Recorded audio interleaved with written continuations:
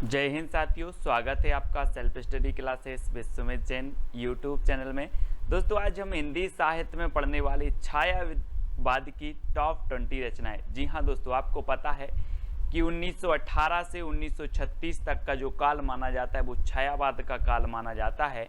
और छायावाद के प्रवर्तक जयशंकर प्रसाद माने जाते हैं, जो कि ईलाचंद्र जोशी ने इन्हें माना है, जबकि रामचंद्र शुक्ल ने मुकुटधर पांडे को छायावाद का प्रवर्तक माना और सुमित्रा नंदन पंत को नंद दुलारी वाजपेयी ने छायावाद का प्रवर्तक माना। तो अलग अलग विद्वानों ने छायावाद का प्रवर्तक अलग अलग माना है। दोस्तों, वही छायावाद के बारे में आज हम पढ़ने वाले हैं, वही छायावाद की रचनाओं के बारे में पढ़ने वाले। इसके पहले हमने आपको द्विवेदी योग, है ना, और भारतेंदु योग, रीतिकाल, भक्तिकाल आदि सभी रचनाएं याद करवा दी। दोस्तों, अब आज आपकी बारी है कि दोस्तों आपको व्हाट्सएप ग्रुप से जुड़ना है। व्हाट्सएप ग्रुप से जुड़ने के लिए 9098609291 ये आप व्हाट्सएप ग्रुप में जुड़ सकते हैं दोस्तों, और आप ज्वाइन मेंबर चैनल के बन सकते हैं। ठीक है, ज्वाइन मेंबर बनने के लिए चैनल पर ज्वाइन बटन दिया है, ज्वाइन पर क्लिक करेंगे तो वहां पर 3 दोस्तों प्लान है। सबसे पहला प्लान है सिल्वर प्लान।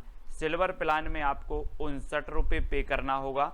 ठीक है, फिर है गोल्ड प्लान, 159 रुपये पे करना होगा। डायमंड प्लान जो कि दोस्तों आपको 299 रुपये करना होगा। 59 वाले सिल्वर प्लान में आपको दोस्तों क्या किया जाएगा, आपका कमेंट हाईलाइट होगा। ठीक है, आप लाइव स्ट्रीमिंग वाली वीडियो देख सकेंगे। ठीक है, गोल्ड प्लान में दोस्तों आपको और एक्स्ट्रा मिल जाएगा कि आपको इमोजी मिलेगा, लाइव स्ट्रीम मिलेगी, वॉलपेपर्स से संबंधित होंगे, है ना। और दोस्तों डायमंड प्लान में आपको व्हाट्सएप ग्रुप में भी जोड़ दिया जाएगा और व्हाट्सएप ग्रुप में आपको स्टडी मटेरियल प्रेषित किया जाता है। ठीक है, जो भी हमारे चैनल पर पढ़ाया जाता है वो स्टडी मटेरियल आपको प्रेषित किया जाता है। आप डायमंड जो है प्लान चुनते हैं तो स्टडी मटेरियल यानी सोशल मीडिया से आप जुड़ जाते हैं। ठीक है, तो स्टार्ट करते हैं दोस्तों आज का ये वीडियो। सबसे पहले आपसे पूछा जाता है कामायनी महाकाव्य के रचनाकार कौन है। 4 विकल्प हैं, 2 सेकंड में आप अपने उत्तर का बताना है दोस्तों। और यहाँ पर चित्र में देखना दोस्तों, एक कामायनी रचना है और ये महाकाव्य है। और आपको पता है कि आप कामना करने जाते हो कहाँ पर, जयशंकर के प्रसाद, शंकर जी के पास जाते हो ना, भगवान मुझे परीक्षा पास करवा देना, तो क्या करने जाते हो, कामना करने जाते हो। तो कामायनी महाकाव्य किसका होगा, शंकर जी के पास जाते हो तो जयशंकर प्रसाद। ठीक है, और एक कामायनी दोस्तों आपको ये आपको रचना दिख रहा है, ये रचना है, ये बुक है और ये जयशंकर प्रसाद जी की है। ठीक है, और ये महाकाव्य है, कितने सर्गों का महाकाव्य है, 15 सर्गों का महाकाव्य है दोस्तों, और 1935 में ये प्रकाशित हुआ था। ठीक है, तो याद रख लेना, छायावाद का श्रेष्ठ महाकाव्य माना जाता है। लोकायतन महाकाव्य के रचनाकार कौन है दोस्तों। 4 विकल्प हैं दोस्तों, महाकाव्य, लोकायतन और कामायनी, ये दोनों ही छायावाद के महाकाव्य हैं और आपको बताना है 2 सेकंड में। और इसकी जो ट्रैक है दोस्तों, लोक में सुमित्रा आए हैं, लोक में सुमित्रा आए हैं, तो लोक में तो लोकायतन और सुमित्रा आए हैं तो सुमित्रा नंदन पंत। ये सुमित्रा नंदन पंत का महाकाव्य माना जाता है दोस्तों लोकायतन। ठीक है, यानी बी नंबर आपका सही हो जाएगा। आपको ट्रिक याद रखनी है, लोक में सुमित्रा आए हैं, लोक से लोकायतन और सुमित्रा से सुमित्रा नंदन पंत। ठीक है, पल्लव के रचनाकार कौन है दोस्तों। 4 विकल्प हैं, जब तक मैं आपको बता दूं कि जो पल्लव है इसे छायावाद का घोषणा पत्र, छायावाद का मैनिफेस्टो कहा जाता है। पंत जी की प्रसिद्धि का आधार भी कौन सा है, पल्लव ग्रंथ है। और ये किसकी है, पंत जी की है, सुमित्रा नंदन पंत। और इन्हें प्रकृति का चेतेरा कवि भी कहा जाता है ना, प्रकृति का सुकुमार कवि, प्रकृति का चेतेरा कवि। और दोस्तों सुमित्रा से पल्लव पड़ा है, आप बोलते ना कि किससे पाला पड़ गया यार, वही है, सुमित्रा से पाला पड़ा है, सुमित्रा से पल्लव पड़ा है। ठीक है, तो सुमित्रा से पल्लव पड़ा तो सुमित्रा नंदन पंत की रचना हो जाएगी पल्लव। तुलसीदास के रचनाकार कौन है। 4 विकल्प हैं, जयशंकर प्रसाद, सुमित्रा नंदन पंत, निराला, महादेवी वर्मा। और आपको पता है दोस्तों तुलसीदास एक श्रेष्ठ कवि हैं और तुलसीदास रचना भी है, तो तुलसीदास निराला कवि है, तुलसीदास निराला कवि है। तो तुलसीदास तो निराला कवि है ही दोस्तों, और तुलसीदास जो रचना है ये भी निराली रचना है, यानी कि निराली से और निराला से आपका निराला सा नंबर सही हो जाएगा। आपको याद रख लेना तुलसीदास निराला कवि है। ठीक है, तो ये तुलसीदास रचना निराला की हो जाएगी। ठीक है, अगला है दोस्तों राम की शक्ति पूजा के रचनाकार कौन है। बहुत ही बढ़िया रचना है और मोस्ट इंपॉर्टेंट है दोस्तों। और राम की शक्ति की पूजा कौन करते हैं, निराले व्यक्ति करते हैं, है ना। या फिर राम की शक्ति पूजा निराली है, राम की शक्ति पूजा निराली है, राम की शक्ति पूजा निराले व्यक्ति करते हैं। तो राम की शक्ति पूजा के रचनाकार कौन होंगे, कौन होंगे, निराला, यानी कि जो सा नंबर है वो आपका बिल्कुल सही हो जाएगा। यामा के रचनाकार कौन है दोस्तों, यामा, जैसे कि 1982 में ज्ञानपीठ पुरस्कार मिला था दोस्तों। और आपको पता है कि आप बोलते ना या माँ, या माँ बोलते किसे, महादेवी को, महादेवी को माँ बोलते हैं। तो ये यामा भी रचना किसकी हो जाएगी, महादेवी वर्मा की हो जाएगी। ठीक है, याद रख लेना। छायावाद की श्रेष्ठ कवित्री हैं दोस्तों, इन्हें आधुनिक मीरा भी कहा जाता है ना। आधुनिक मीरा किसे कहा जाता है, तो महादेवी वर्मा को, है ना। और चित्ररेखा के रचनाकार कौन है।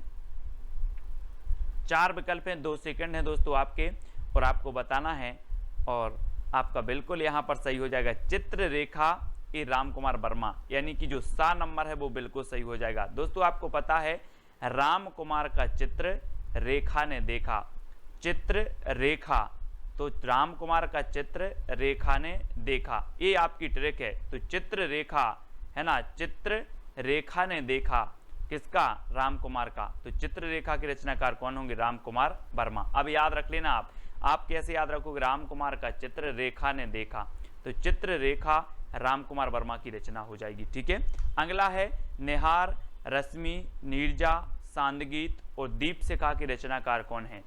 4 विकल्प आपके पास, जयशंकर प्रसाद, सुमित्रानंदन पंत, राम कुमार वर्मा, महादेवी वर्मा। इनमें से 2 सेकंड में आपको बताना है कि निहार, रश्मि, नीरजा, है ना, सांदगीत और दीपशिखा। और आपको पता है दोस्तों कि ये पूरी ही रचनाएं किसकी हैं, महादेवी वर्मा की हैं। महादेवी वर्मा, यानी कि 4 नंबर आपका बिल्कुल सही हो जाएगा। अब यहाँ पर देखो दोस्तों, सबसे पहले क्या होता है प्रभात में, सबसे पहले जब हमारा सुबह होता है, प्रभात होता है, तब निहार आता है। निहार यानी कि ओस आता है कि सुबह सुबह की नहीं, ओस आता है, तो निहार आता है, निहार। ठीक है, फिर क्या आती है, रश्मि, यानी कि सूरज की ज्योति आती हैं, तो रश्मि आती है। ठीक है, फिर रश्मि आती है, और फिर दोस्तों नीरजा खिलती है, यानी कि जो है कमल खिलता है ना, कमल खिलता है, तो नीरजा खिलता है।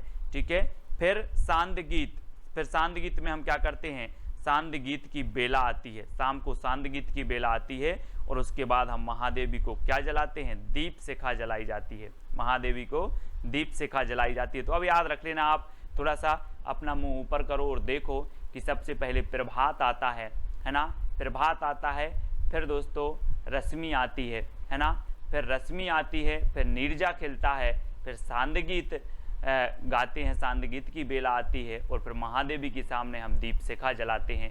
तो ये चारों ही रचनाएं जो हो जाएंगी, 5 रचनाएं किसकी होंगी, महादेवी वर्मा की। ठीक है, इस प्रकार से याद रखेंगे। और अगला देखो दोस्तों, नए पत्ते की रचनाकार कौन है, जयशंकर प्रसाद, सुमित्रानंदन पंत, निराला, महादेवी वर्मा। कौन है, ये सारी की सारी रचनाएं, ये सारी की सारी जो PDF स्टडी मटेरियल है दोस्तों, वो ज्वाइन मेंबर को ज्वाइन व्हाट्सएप ग्रुप में मिल पाएंगे। ठीक है, नए पत्ते के रचनाकार कौन है, और आपको पता है दोस्तों ये नए पत्ते, है ना, ये किसकी रचना है, सूर्यकांत त्रिपाठी, निराला। और आपने पेड़ में देखे होंगे जब नए पत्ते आते हैं तो बिल्कुल निराले पत्ते होते हैं। कैसे होते हैं, निराले होते हैं, नए पत्ते निराले होते हैं। तो नए पत्ते के रचनाकार कौन होंगे, निराला जी। ठीक है, अगला है निर्माल्य एक तारा के रचनाकार कौन है। 4 विकल्प हैं, बहुत ही बढ़िया प्रश्न है। और दोस्तों आपको पता है कि निर्मल एक तारा का वियोगी है, निर्मल एक तारा का वियोगी है। तो निर्मल से निर्माल्य, एक तारा से एक तारा का वियोगी है, सो मोहनलाल महतो वियोगी। ये वियोगी की रचनाएं हैं कौन सी, निर्मल और एक तारा। कैसे याद किया, आपको ट्रिक दी कि निर्मल एक तारा का वियोगी है, निर्मल एक तारा का वियोगी है, तो निर्मल और एक तारा के रचनाकार कौन होंगे, मोहनलाल महतो वियोगी। ठीक है, पंछी और रागिनी के रचनाकार कौन है दोस्तों, गोपाल सिंह नेपाली, सुमित्रानंदन पंत, मोहनलाल महतो या फिर महादेवी वर्मा। पंछी और रागिनी, और प्रश्न क्रमांक 11 में आपका बिल्कुल सही आंसर होगा रागिनी का नेपाली पंछी, रागिनी का नेपाली पंछी। तो रागिनी से रागिनी और नेपाली से हो जाएंगे आपके कौन, गोपाल सिंह नेपाली, और पंछी से पंछी, तो पंछी और रागिनी जो रचना है वो किसकी है, गोपाल सिंह नेपाली की। आपको ट्रिक याद रखना है, रागिनी का नेपाली पंछी, रागिनी का नेपाली पंछी, तो रागिनी और पंछी ये गोपाल सिंह नेपाली की रचना हो जाएंगी। ठीक है, अगला है दोस्तों अमृत और विष की रचनाकार कौन है। अमृत और विष 4 विकल्प हैं, और दोस्तों अगर आपने विष को अमृत समझकर पी लिया तो आपका उदय नहीं हो पाएगा। फिर क्या नहीं हो पाएगा, उदय नहीं हो पाएगा। तो अमृत और विष के रचनाकार कौन होंगे, बोले सर हमने विष को अमृत समझकर पी लिया और फिर उदय नहीं हुआ कभी, तो उदय शंकर भट्ट है ना, उदय शंकर भट्ट। और ये एक रचना अमृत और विष अमृतलाल नागर की भी है, कंफ्यूज नहीं होना। और ये अमृत और विष जो रचना है ये किसकी है, उदय शंकर भट्ट की भी है। ठीक है, तो डी नंबर आपका बिल्कुल सही है। कलापी की रचनाकार कौन है, कलापी। दोस्तों यहां पर देखो कला, एक कला लिखा है और आप बोलते हो सर मुझे कला सीखना है। मैंने बोला कितनी कला सीखना है, तो आपने कहा सर मुझे 80 कला सीखना है। कितनी सीखना है, 80। तो कला से कलापी और कला सीखना है कितनी, 80। तो आरसी प्रसाद सिंह, आरसी 80 से आरसी प्रसाद सिंह की रचना है कलापी, कई बार पूछी गई है। अब कभी नहीं बोलना कितनी कला सीखना है, 80 कला सीखना है, 80। ठीक है, अगला है अंतर्ध्वनि की रचनाकार कौन है दोस्तों। अंतर्ध्वनि, अंतर की ध्वनि मतलब अंदर की ध्वनि को जानो, अंतर की ध्वनि को जानना है। तो जानना है तो जनार्दन झा, जनार्दन है ना, अंतर्ध्वनि को क्या करना है, जानना है, जनार्दन, जनार्दन झा द्विज की रचना हो जाएगी बी नंबर। अंतर्ध्वनि के रचनाकार कौन है आपसे पूछा जाएगा, तो आप बोलोगे सर अंतर की ध्वनि को जानना है तो जनार्दन झा। ठीक है, अगला है मानसी, राका और विसर्जन की रचनाकार कौन है। दोस्तों एक मानसी राम त्रिपाठी जी की भी है, ठीक है, और याद रख लेना है। और ये मानसी जो रचना है ये आपकी उदय शंकर भट्ट की भी है। ठीक है, ऐसे आप याद रखेंगे मानसी, राका और विसर्जन। मानसी रुको, उदय शंकर का विसर्जन मत करना। मानसी रुको, उदय शंकर का विसर्जन मत करना। तो मानसी से मानसी, रुको से राका और विसर्जन से विसर्जन। मानसी, राका और विसर्जन है ना। और अमृत और विष, ये 4 रचनाएं इनकी हैं, कौन की, उदय शंकर भट्ट की। मानसी रुको, उदय शंकर का विसर्जन मत करना। मानसी रुको, उदय शंकर का विसर्जन मत करना, ये किसकी रचनाएं हो गई, उदय शंकर भट्ट, यानी डी नंबर आपका बिल्कुल सही हो जाएगा। ठीक है, अगला है कुकुरमुत्ता की रचनाकार कौन है। 4 विकल्प हैं दोस्तों, जरा इस चित्र को देखो। कुकुरमुत्ता ये किसकी है, ये देखो बिल्कुल निराला होता है दोस्तों। ये कुकुरमुत्ता देखो कैसा छत्ता सा बना है, निराला ही होता है। आप देखो जरा, निराला, ये निराला होता है कुकुरमुत्ता। तो ये कुकुरमुत्ता के रचनाकार कौन होंगे, निराला है ना। बोले सर कुकुरमुत्ता चित्र में देखा ये निराला होता है, तो निराला की रचना हो जाएगी, ये सूर्यकांत त्रिपाठी, निराला। ठीक है, अगला देखो खादी के फूल की रचनाकार कौन है। 4 विकल्प हैं, और दोस्तों ये संयुक्त रचना मानी जाती है 2 कवियों की। और वो कवि कौन से हैं, बच्चन के पंती ने खादी के फूल पहने। अपन बोलते ना नाती पंती, तो बच्चन के पंती ने खादी के फूल पहने, याद रख लेना है ना। बच्चन के पंती ने खादी के फूल पहने, तो ये खादी के फूल रचना है। और बच्चन के पंती ने पहनी, तो बच्चन और पंत, बच्चन और पंत की ये संयुक्त रचना मानी जाती है दोनों की। यानी कि विकल्प नंबर आपका सा जो है वो बिल्कुल सही हो जाएगा। खादी के फूल बच्चन के पंती ने पहले, है ना, बच्चन के पंती ने खादी के फूल पहने, ये ट्रिक है आपकी। तो खादी के फूल जो रचना है ये बच्चन और पंत की हो जाएगी। ठीक है, इसको आप याद रखेंगे। अगला है करुणालय और आंसू की रचनाकार कौन है। दोस्तों आपको ट्रिक कौन सी अच्छी लगी है वो आप बता देना। और आप ज्वाइन व्हाट्सएप ग्रुप से ज्वाइन होना चाहते हैं, है ना, जुड़ना चाहते हैं, तो आपको चैनल के ज्वाइन मेंबर बनना पड़ेगा। ज्वाइन मेंबर का अलग से व्हाट्सएप ग्रुप है, और जो है सब्सक्राइबर मेंबर का अलग से व्हाट्सएप ग्रुप है। ठीक है, तो ज्वाइन मेंबर को विशेष जो है यहाँ पर स्टडी मटेरियल प्रेषित किया जाता है दोस्तों, और सब्सक्राइब मेंबर को टेस्ट आदि बहुत सारी चीज़ें करवाई जाती हैं। तो आप ज्वाइन मेंबर बनना चाहते हैं तो चैनल के ज्वाइन बटन पर क्लिक करें, और वहाँ से आप कुछ राशि पे करके जो है ज्वाइन मेंबर बन सकते हो। करुणालय और आंसू की रचनाकार कौन है। दोस्तों आपको पता है कि करुणालय आंसू, करुणा के आंसू, हम पढ़ते ना करुणा के आंसू शंकर जी के सामने करुण के आंसू, ऐसे लिख लो, शंकर जी के सामने करुण के आंसू बहाते हैं, करुणा के आंसू बहाते हैं, करुण से करुणा कर दो, करुणा के आंसू बहाते हैं, किसके सामने, शंकर जी के सामने। तो शंकर जी यानी कि जयशंकर प्रसाद। वैसे तो करुणालय और आंसू सभी को पता होगा, लेकिन याद रख ले कि जो है शंकर जी के सामने करुणा के आंसू बहाते हैं, करुणा के आंसू, तो करुणालय और आंसू, ठीक है। इस प्रकार से कामायनी इनकी हम रचना पढ़ चुके हैं, ठीक है। करुणालय भी है, आंसू भी है, झरना भी है, और उर्वशी एक इनकी रचना भी है, ठीक है। तो इनको भी आपको याद रखेंगे। और यहाँ पर शंकर जी के सामने करुणा के आंसू बहाते हैं। लहर, झरना और उर्वशी के रचनाकार कौन है दोस्तों?